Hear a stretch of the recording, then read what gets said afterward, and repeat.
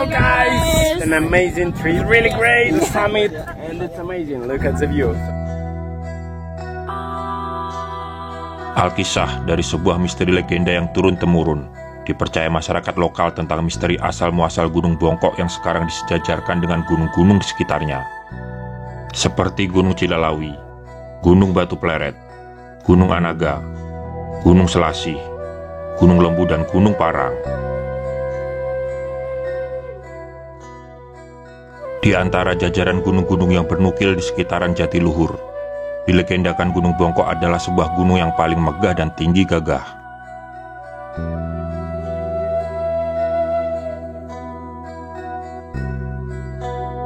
Sampai pada masanya, Gunung Bongkok kini disejajarkan dengan gunung-gunung di sekelilingnya yang hanya berketinggian di kisaran lebih dan kurang 1000 meter di atas permukaan laut.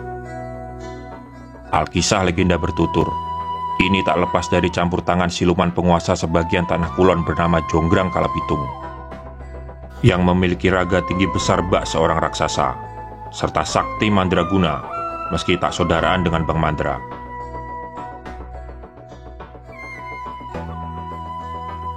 Musabab kesaktiannya yang sangat tinggi, diriwayatkan Jonggrang Kalapitung mempunyai kemampuan sakti mandraguna bisa melompat dari gunung satu ke gunung lainnya di wilayah Jatiluhur. Pada satu masa, mungkin Jonggrang Kalapitung sedang gabut gak ada kerjaan. Ia memperlihatkan kesaktiannya dengan hati gembira lompat dari puncak gunung satu ke puncak lainnya. Sampai pada gunung terakhir yang ia singgahi di Gunung Parang. Ia terkejut. Ada sebuah gunung tinggi besar menjulang di hadapannya.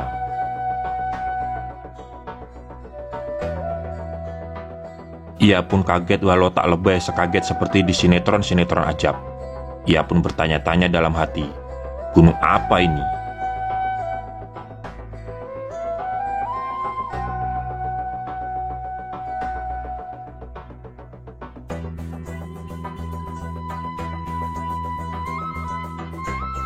Lantas dengan segenap kesaktian yang dimiliki, Jonggrang Kalapitung menyerap seluruh energi dan mengumpulkan menjadi satu kekuatan utuh.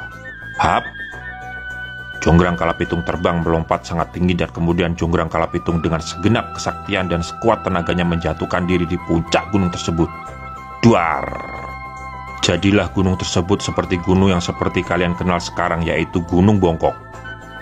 Gunung yang sebelumnya menjulang tinggi, seketika bongkok dan menjadi pendek sejajar dengan gunung-gunung di sekitar Jatiluhur ketika Jonggrang Kalapitung lompat dan mendarat di puncak gunung tersebut.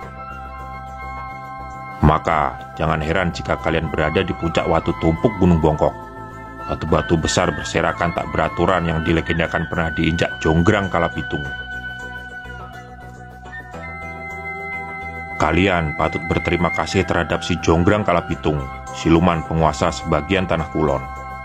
Berkat keisengannya, Gunung Bongkok sekarang gampang didaki, karena hanya berketinggian 975 mdpl.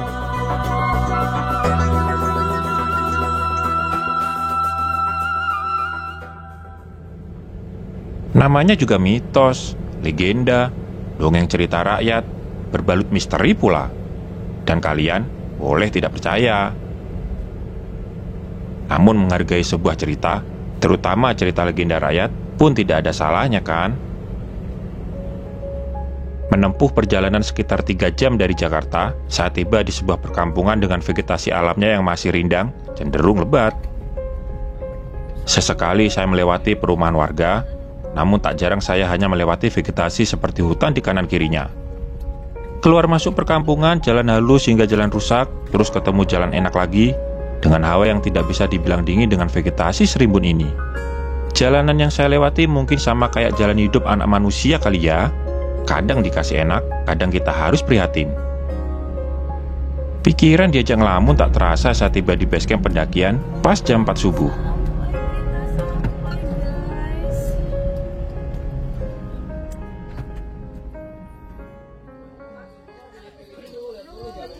Basecamp pendakian Gunung Bongkok ini saya rasa adalah salah satu dari sekian basecamp pendakian yang istimewa. Bangunannya terlihat estetik dengan fasilitas yang lumayan lengkap. Warung 24 jam, siap melayani kalian yang kelaparan atau sekedar ingin secangkir kopi penghantam rasa kantuk. Base camp dengan bangunan 2 lantai yang cukup luas untuk para pendaki beristirahat, dengan fasilitas komplit termasuk colokan listrik banyak tersedia. Jadi pendaki tidak berebut colokan untuk cas HP atau kamera ya. Kelar prepare, ngopi, cas kamera sekaligus subuhan, pukul 5 pagi para backpacker kumpul dan sedikit briefing dari Adit, trip leader pendakian kali ini. Bawaannya, karena satu di atas banyak monyetnya. Ada yang mau tanyakan lagi? Di sini udah pada bawa aqua semua? 9. Pembagian tugas dan persiapan pendakian dirasa aman, kami pun start trekking.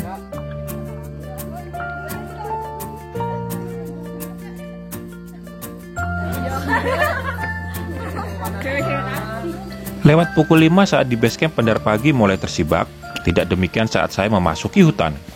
Suasananya masih gelap, hitam, dan pekat. Sebenarnya saya belum benar-benar masuk hutan bongkok, ini masih wilayah perkebunan warga. Di samping lahan tempat warga berkebun dan sebagiannya dimanfaatkan untuk mengembala sapi, pohon-pohon tinggi di sini dibiarkan tumbuh liar dan besar. Konsep seperti ini patut ditiru di tempat lain. Kita bisa kok seromantis dengan alam tanpa membabat habis pohon-pohon besar yang sudah ada lebih dulu dari manusia yang mendiami wilayah sekitar.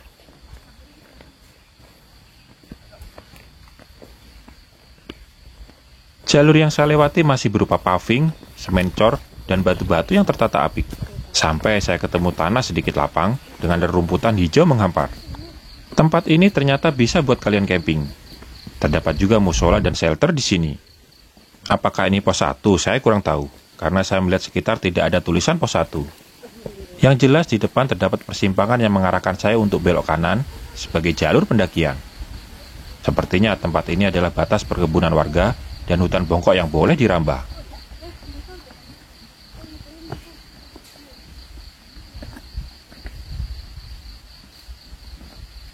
Udah masuk hutan ya? Dan memang benar, sekarang saya sudah memasuki hutan bongkok. Saya tidak lagi menemukan perkebunan warga, dan jalur berupa tanah tidak seperti sebelumnya. Jangan dibayangkan jika hutan itu selalu pohon-pohon besar dan tinggi. Memasuki hutan bongkok, saya malah disuguhi pemandangan pohon bambu di mana-mana. Semuanya pohon bambu, dan memang ternyata sebagian gunung bongkok adalah vegetasi hutan bambu yang lebat. Sebagiannya juga bisa dimanfaatkan warga secara terbatas.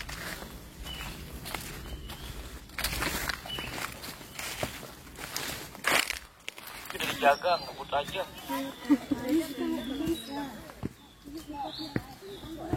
Ada ayo. Di Bandung Gede ya, Dit? Langsung aja, jangan lama-lama di situ. Oke. Di sini pekat sudah memudar mulai digantikan terang, meski masih suasana remang-remang tertutup tirai bambu. Dan jalur trekkingnya juga mulai terjal ke atas walau masih batas normal. Menurut beberapa pendaki, trek Gunung Bongkok lebih terjal dibanding saudaranya Gunung Lembu dan Parang. Namun untuk ukuran sebuah gunung pendek, trek Gunung Bongkok memang sangat cocok buat pemula yang ingin mencoba hobi pendakian gunung.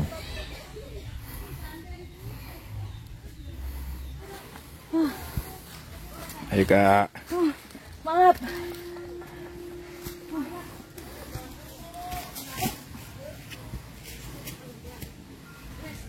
Oke. Udah di mana?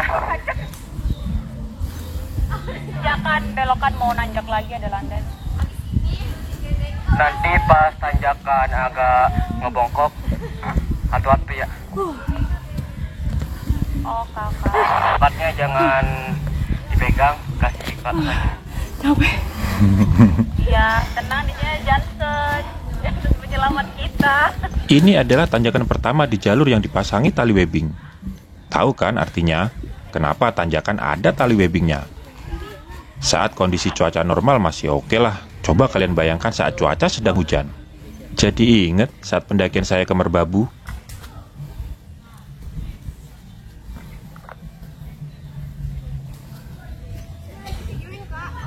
Memori penuh kok.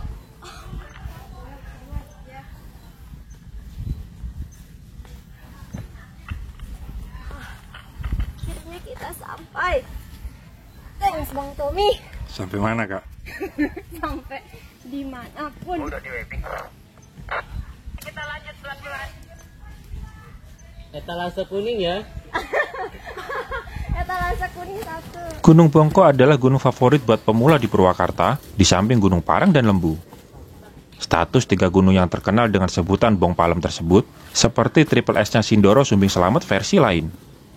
Saat kalian telah mendaki salah satunya, pasti tertantang untuk mendaki 2 lainnya. Kayaknya tim Ganggang cuma nyampe pos 3 ini nih. Pelan-pelan ya, geng. Gradasi peralihan vegetasi dari hutan bambu, sekarang saya mulai memasuki seperti hutan hujan di lapisan bawah yang rimbun di permukaan, seperti yang sedang saya lewati ini.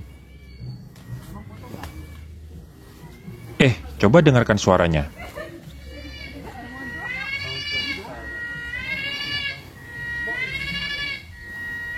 Khas suara hutan hujan tropis kan? Istirahat.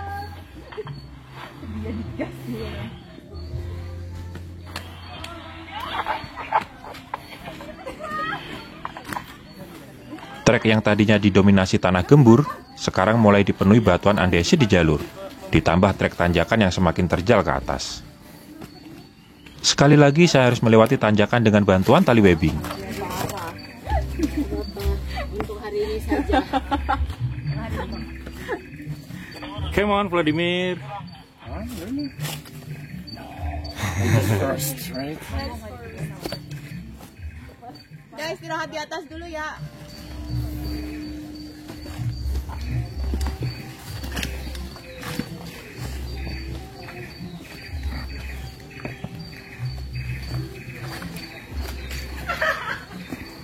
Kenapa dia ketawa?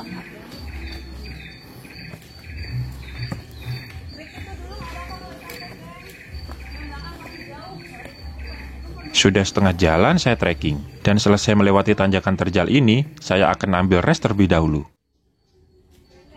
Mantap, ini row yang paling depan ini. Kasih space lah buat yang paling belakang. Jangan kasih ampun. Jangan kasih ampun. Aduh. Itu yang di belakang itu napas Senin Kemis. Mantap ya, habis ini gas lagi ya. Oke. Bunda. Mantap. Masih terus mendaki.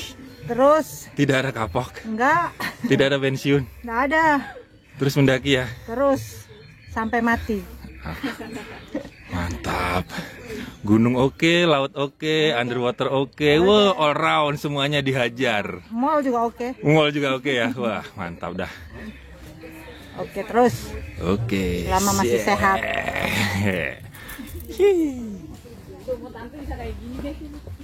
Amin. Banyak yang iri sepertinya dengan Tante Anita.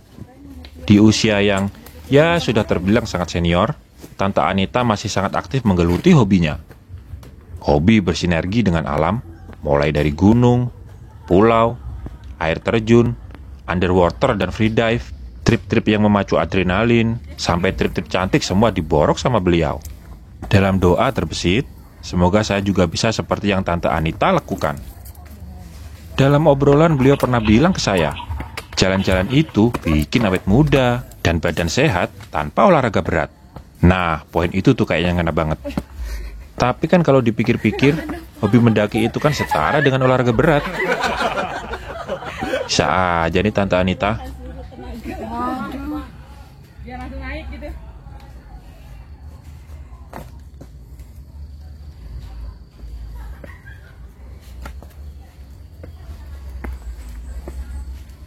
Mantap. Hai guys.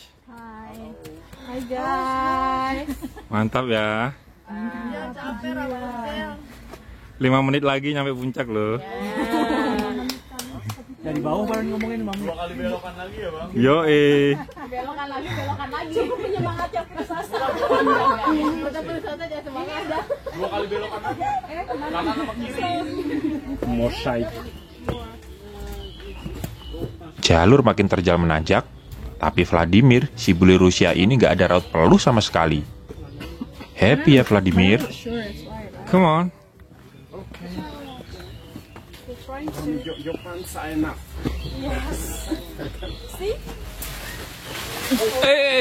Saya pikir ada teman pendaki yang terjatuh. Ternyata lutung lagi ngisengin para backpacker. Makin berada di ketinggian MDPL, saya semakin sering melihat monyet atau lutung berkeliaran. Dengerin juga nih yang ini nih. Suara ini salah satu yang selalu bikin saya ingin balik ke gunung. Suara-suara burung liar yang bersaut-sautan. Damai sekali mendengar suara burung hutan di habitat aslinya, bukan di sangkar yang kita pelihara di rumah. Mereka bebas berkicau di mana mereka suka, tanpa harus terkekang dalam kurung walau itu sangkar emas.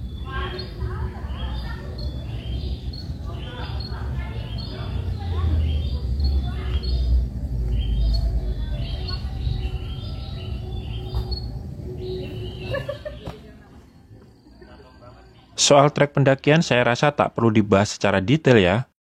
Kalian cukup lihat nih di video. Seperti inilah trek pendakian Gunung Bongkok. Masih sangat aman kok buat pendaki pemula yang ingin mencoba. Sampai saya ketemu trek dengan batuan besar menjulang tegap, dan untuk melewatinya sesekali kita harus membongkok dan bahkan merayap.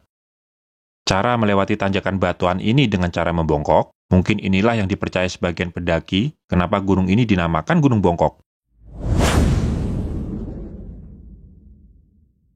Trek tanjakan bongkok ini menjadi sangat ikonik di kalangan sebagian pendaki Gunung Bongkok. Sekaligus saya menyebutnya spot teatrikal. BTW, kalian merasa aneh nggak sih di bagian video ini? Suara atmosfer gunung, sekaligus suara kicau burung bersautan menghilang. Pun suara dramatik pendaki saat melahap tanjakan juga tak terdengar.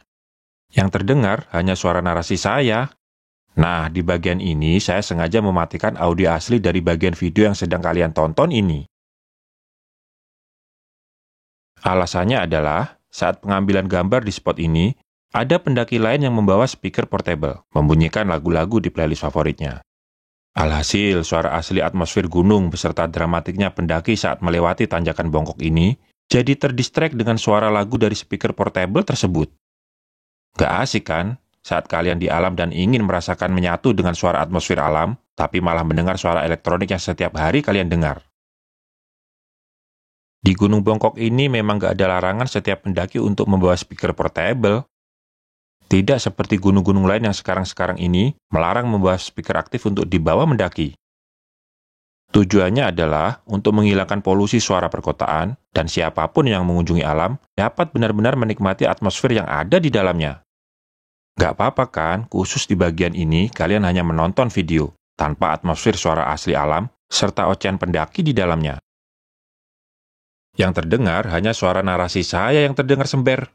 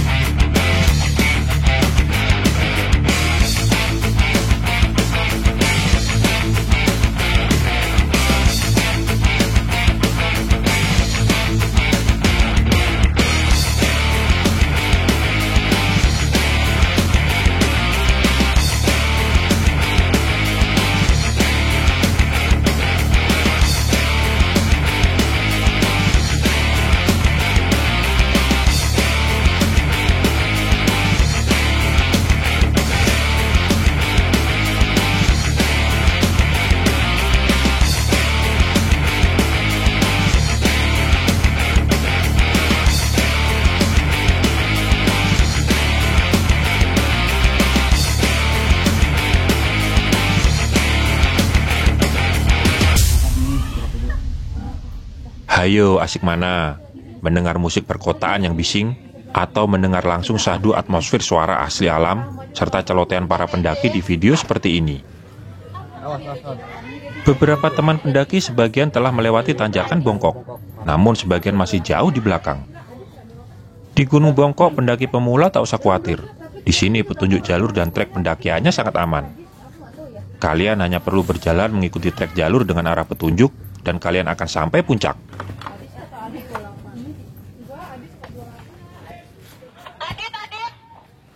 Ya. Ya masuk. Depan tanjakan.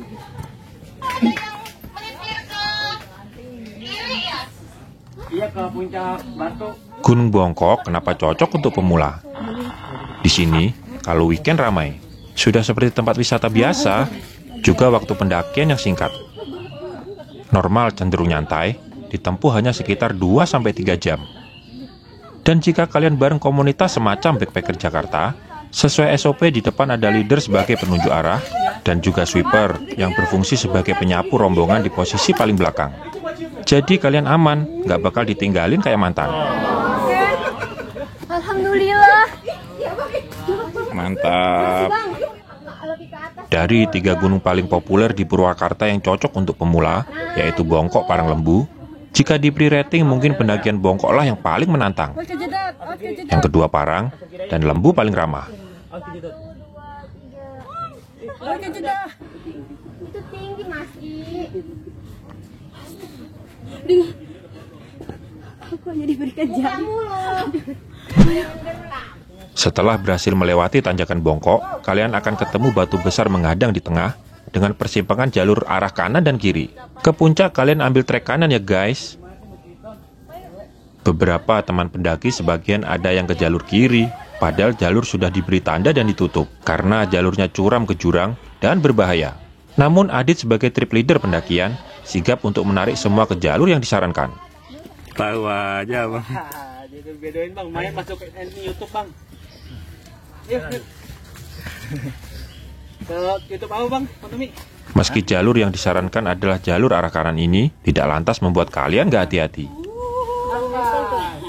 Tipe treknya kita berpijak pada batuan, jadi rawan tergelincir. Terutama saat trek batu tersebut basah, tentu akan licin. Masa suhu pegangan. Apalagi di beberapa bagian batu ditumbuhi dengan lumut. Batu.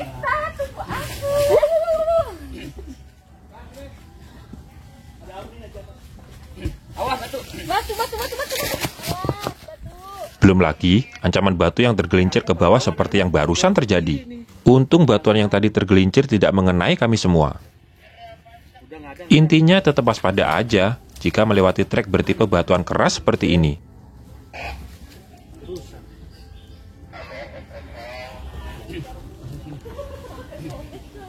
Lepas dari trek bertipe batuan andesit, kalian kembali melewati trek tanah khas hutan tropis yang sedikit gembur. Sampai kalian kembali bertemu persimpangan jalur, yaitu arah kiri ke puncak tertinggi Gunung Bongkok yang biasa disebut Puncak Watu Tumpuk, dan arah kanan ke puncak 2, yaitu area yang diperuntukkan untuk pendaki mendirikan tenda dan camping.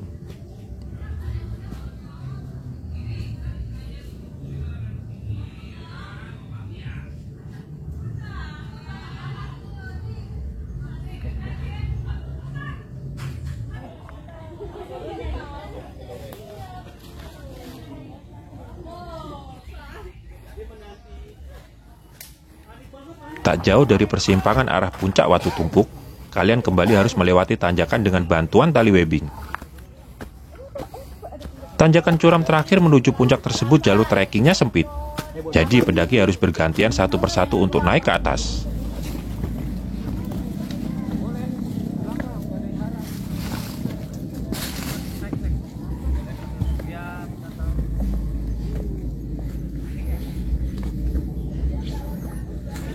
Mantap.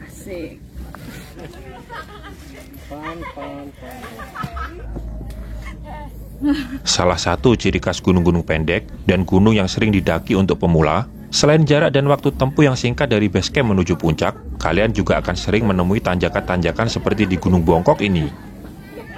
Tapi tenang, tipe tanjakannya biasanya pendek-pendek dan tidak terlalu tinggi.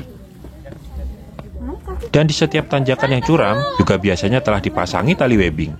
Beda dengan gunung-gunung yang tidak direkomendasikan untuk pemula.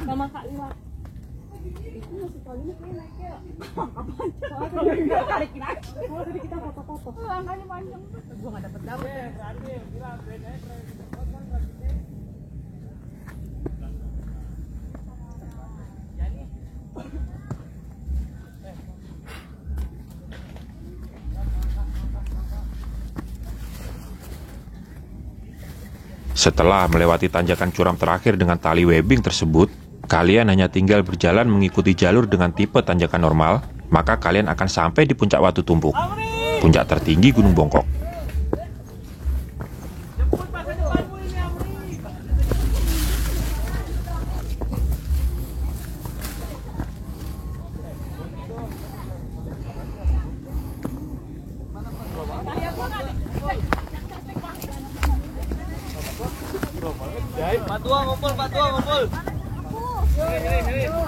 Ada apa? Ada bagi es krim ya? 42.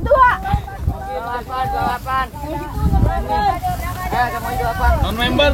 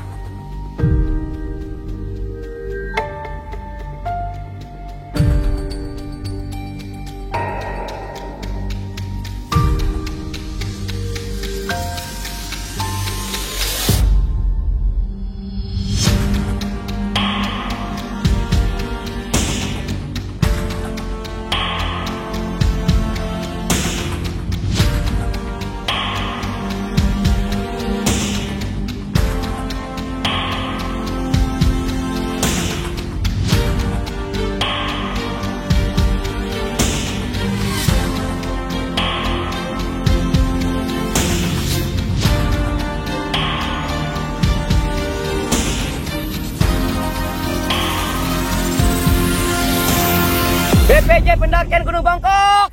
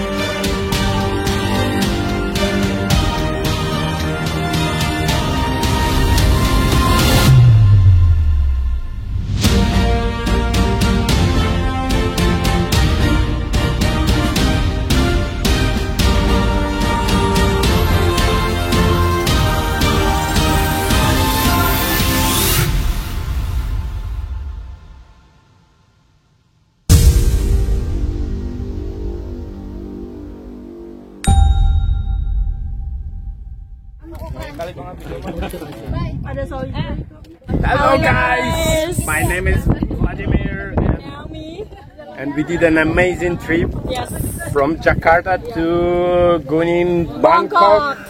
Yeah, and it was really great. A lot of climbing, really crazy. But now we're on the summit and it's amazing. Look at the view. So everyone should make trips With BPC Jakarta. Exactly. Backpacker Jakarta. Backpacker Jakarta.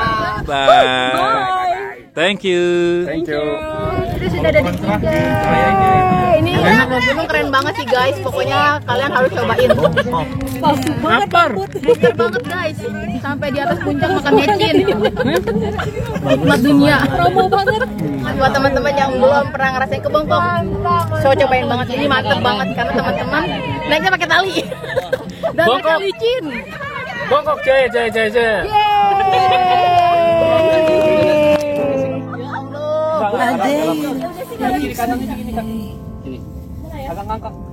Crossing the line again.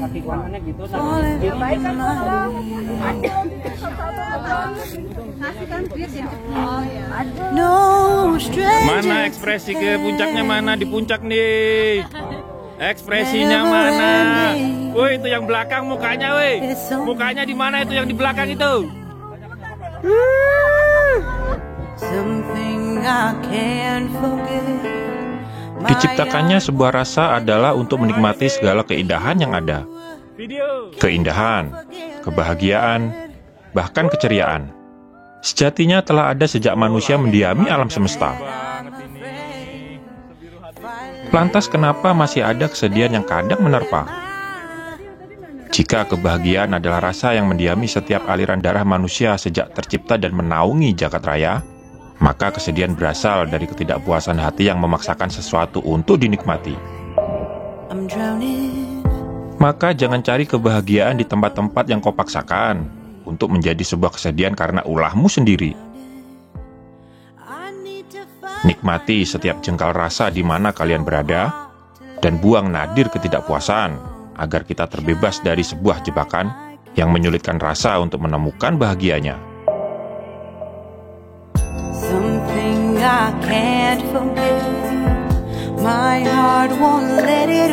Biarkan rasa mengalir secara alami, maka kau akan temukan makna.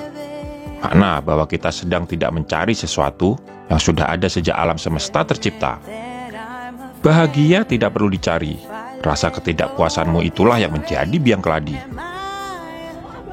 Dari 975 mdpl aku belajar bahwa ternyata ketidakpuasanku itulah yang menutupi kebahagiaanku selama ini. Sesuatu yang dipandang sebelah mata, tidak menantang, kecil dan pendek, tapi di sini aku bebaskan rasa itu menyatu dengan alam semesta dan kubuang jauh rasa ketidakpuasan yang menutupi. Maka alam semesta kembali merengkuh kodratnya.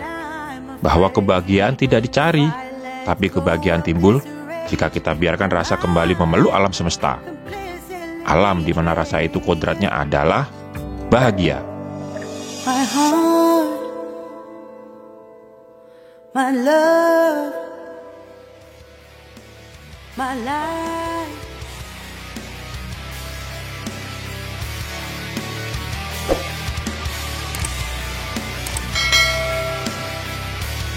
Puncak kau rengkuh dengan peluh. Dari puncak pula kau kembali tanpa tergoda untuk di sana selamanya. Naik gunung tidak hanya sekedar bercerita bahwa kita telah menggapainya, atau hanya sekedar berfoto-foto, bergaya di tempat yang jarang orang berada. Lebih dari itu, gunung adalah perjalanan spiritualitas, yang kita bisa mengambil pelajaran di setiap jejak kaki, menginjak pengalaman berharga. Dari gaya 1, 2, tik. Setelah turun dari puncak Watu Tumpuk, saya juga menyempatkan mampir ke puncak 2 Camp Area. Dari sini Gunung Parang terlihat sangat gagah. Di puncak Parang itulah Jonggrang Kalapitung terkejut melihat gunung di depannya lebih megah dari Gunung Parang, sampai akhirnya legenda penamaan Gunung Bongkok dikisahkan akibat ulah Jonggrang Kalapitung.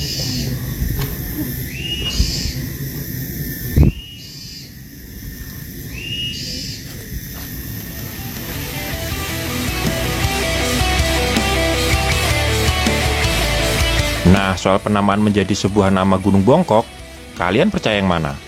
Legenda Jonggrang Kalapitung atau kejadian di salah satu tanjakan batu besar bernama Tanjakan Bongkok yang kita harus membongkok jika ingin melewatinya sehingga dinamakan Gunung Bongkok? Sampai jumpa di petualangan berikutnya. Ayo backpackeran bareng Backpacker Jakarta.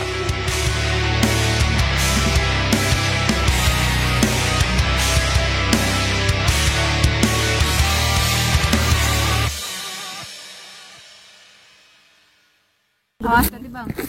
Udah stop. Jangan di ituin. Ini